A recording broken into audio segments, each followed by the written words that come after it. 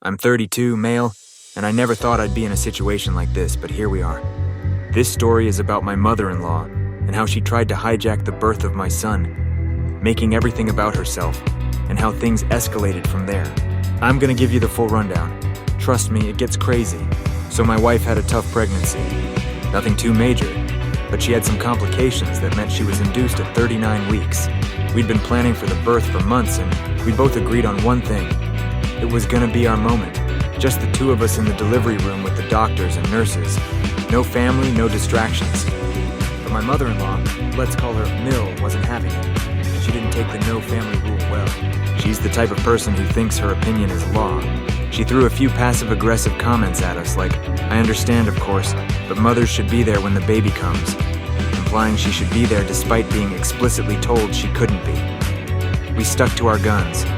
But then, about 24 hours into the labor process, she showed up. Right at the worst time too, right as my wife was in the middle of pushing. The nurse opened the door, and there she was, standing there in a ridiculously nice outfit, like she was attending a family event or something. She had this smug look on her face, like she had every right to be there. She didn't even give a damn when the nurse tried to stop her. She pushed right past and said, I know what's best for this baby. I was livid. My wife was crying, and the nurses were trying to keep her from getting involved. But Emil wasn't backing down. I tried to keep things calm, but at that point I had to step in. I told her to leave, told her she was crossing a line, but she wasn't having it. She actually pushed a nurse aside, like literally shoved her. I was about to lose it. My wife was already exhausted, emotional and terrified, and Mill was making everything worse. So I did what I thought was the only option. I pulled out my phone and started recording. Not for social media, not for any crazy drama. I just wanted the truth to be out there if things got really bad. And things got bad. She kept interfering. She was criticizing the doctors, telling my wife she was weak for needing an epidural, and pushing her way through the staff to try and hold the baby before he was even fully delivered. I just stood there in disbelief, unable to process what was going on.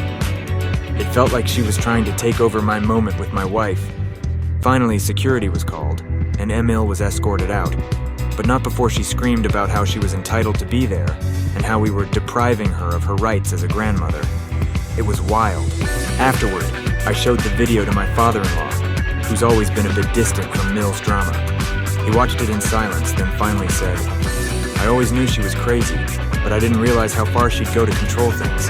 This is beyond. I wasn't surprised when the rest of the family started texting my wife, apologizing for not believing her all these years. Turns out MIL had a history of doing stuff like this. She'd manipulated and guilt-tripped her way through family events for years. She once even called CPS on a cousin over something trivial, just to make herself look like the hero. She was the kind of person who used family as a weapon. That's when I knew things had to change. I wasn't going to let her get away with this. So I took action. I called the hospital and gave them the video. I filed a formal complaint. I also got in touch with a lawyer to see what legal steps we could take to protect ourselves and our baby from further interference. My lawyer explained that in our state, grandparents can petition for visitation if certain conditions are met. But this situation was clear enough to show she wasn't entitled to anything. Next step? Cease and desist. We had it drawn up and sent to her, outlining that if she continued to show up uninvited or attempt any kind of contact with us, we'd pursue legal action. She didn't take it well. Instead of backing off, she went into full drama mode. She sent an email to everyone in the extended family, claiming we were isolating her and denying her access to her grandchild. She tried to manipulate everyone into thinking we were the bad guys. The response? Not what she expected. I sent the video to every single person who got that email. No explanation, just the raw footage. Here's what happened. Watch for yourself. And people finally started seeing the truth. Her cousins, some of whom had always just tolerated her behavior, started reaching out, apologizing for ever defending her. One cousin even said, I wish I had recorded the crap she pulled with me. You're not alone in this. Suddenly, she was the one getting blocked and unfollowed. I can't explain how satisfying it was to watch her lose control of the narrative for once, but then, things escalated again.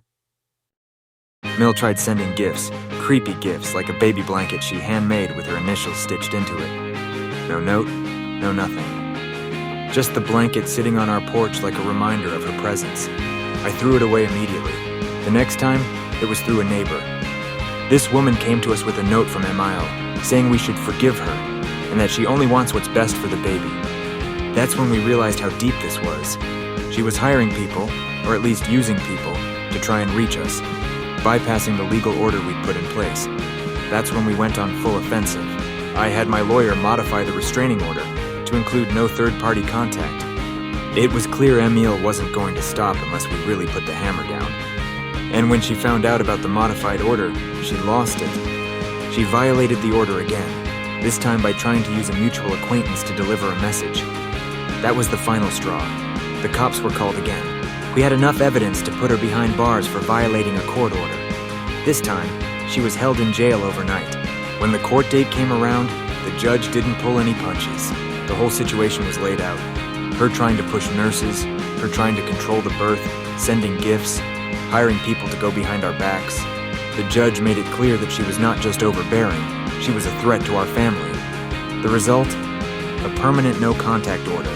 The kind that meant she couldn't come near us or our baby until he was 18, unless he reached out to her himself. And to top it off, her entire inheritance was removed from her will. Everything she had planned to leave to herself and her family was reallocated to my wife and the kids. My father-in-law filed for legal separation the same week, saying he couldn't keep living in a house with someone like that. That was the last we heard from her. Since then, life's been calm. We've kept our boundaries firm. Our son is growing up surrounded by love, real love, not manipulation. And while I still can't believe how insane this whole thing got, I'm glad we stood our ground. It wasn't easy, but it was worth it. We cut her off and it was the best decision we ever made. So yeah, if you're dealing with someone like this, don't back down, stand firm. People like her thrive on control, but they fall apart when they can't manipulate anymore. Trust me, it's a hell of a feeling when you finally make them face the consequences of their actions. If you like this wild ride, hit that follow button. Trust me, I've got more stories about entitled people getting what's coming to them.